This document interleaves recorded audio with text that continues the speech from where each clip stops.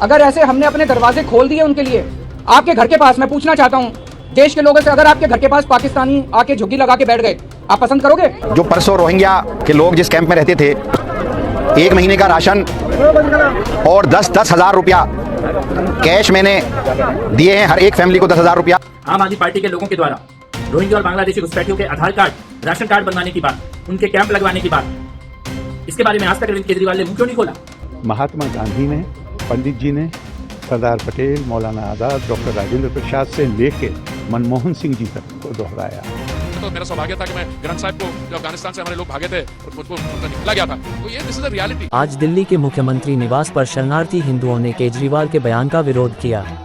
मुख्यमंत्री अरविंद केजरीवाल ने क्या कहा था, आपको सुनाते हैं। देखिए, सीधी सी बात है, कानून सीए का जो कानून आया है उसमें ये लिखा है कि पाकिस्तान, अफगानिस्तान और बांग्लादेश में रहने वाले अल्पसंख्यक, वहां जो माइनॉरिटीज हैं, वो माइनॉरिटीज को हमारे देश के अंदर नागरिकता दी जाएगी। वहां पे लगभग 2.5 से 3 करोड़ माइनॉरिटीज हैं, तीनों देशों के मिला के।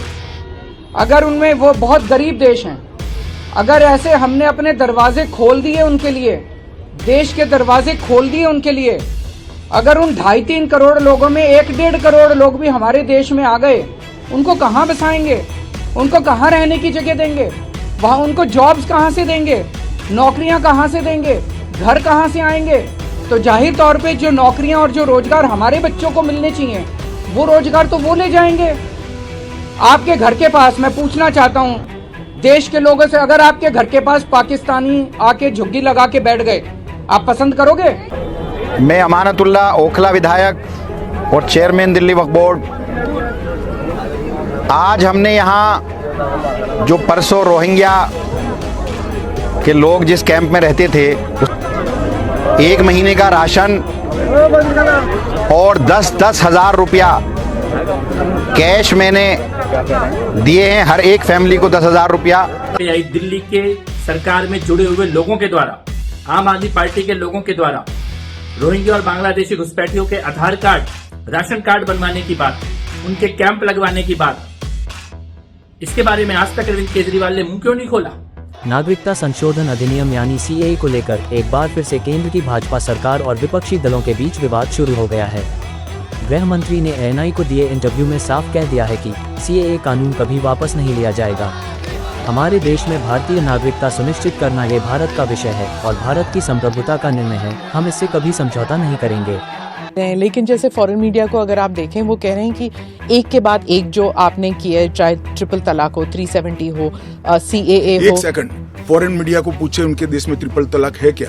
उनके देश में मुस्लिम पर्सनल लॉ है क्या? उनके देश में एक भी स्टेट में 370 जैसा प्रोविजन है क्या?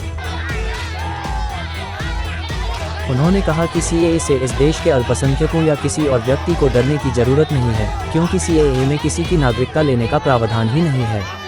यहाँ सिर्फ अफगानिस्तान, पाकिस्तान और बांग्लादेश से आए हिंदू, सिख, जैन, बौद्ध, ईसाई और पारसी शरणार्थियों को नागरिकता देने का कानून है।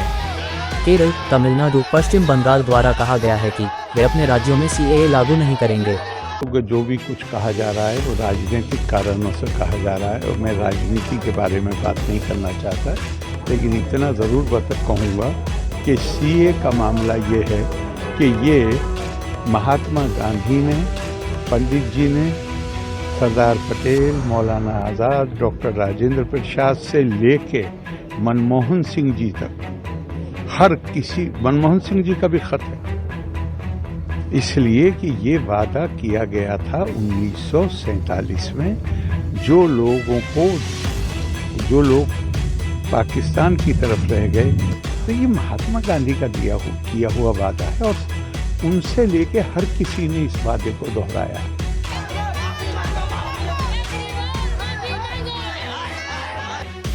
पॉपुलेशन हिंदूज की पाकिस्तान में 24% थी, 1947 में 1% रह गए। मैं तो खुद मुझे तो मेरा सौभाग्य था कि मैं ग्रंथ साहिब को, जो अफगानिस्तान से हमारे लोग निकला गया था। तो ये this is a reality. So their criticism of CA doesn't make any sense. तो इसलिए कहना, इसमें डर फैलाना कि किसी की नागरिकता चली जाएगी, गलत बात। इसके बारे में सवाल पर केंद्रीय गृह मंत्री अमित शाह ने कहा है कि हमारे संविधान के अनुच्छेद 11 में संसद ने नागरिकता के बारे में कानून बनाने का अधिकार सिर्फ और सिर्फ भारत की संसद को दिया है। ये राज्यों का विषय नहीं है।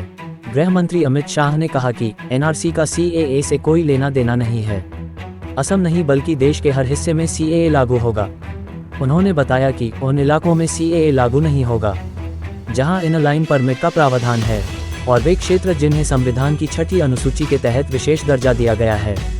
CAA अधिसूचना को लेकर पश्चिम बंगाल CM ममता बनर्जी के बयान पर केंद्रीय गृह मंत्री अमित शाह ने कहा कि मैं ममता बनर्जी को निवेदन करना चाहता हूं कि राजनीति करने के हजारों मंच हैं, वे कृपया करके बांग्लादेश से आए बंगाली हिंदू का अहित न करें, आप भी एक बंगाली हैं।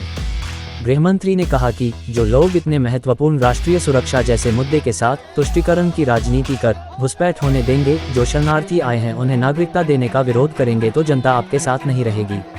प्राइम टाइम हिंदी से अर्जुन सिंह की रिपोर्ट।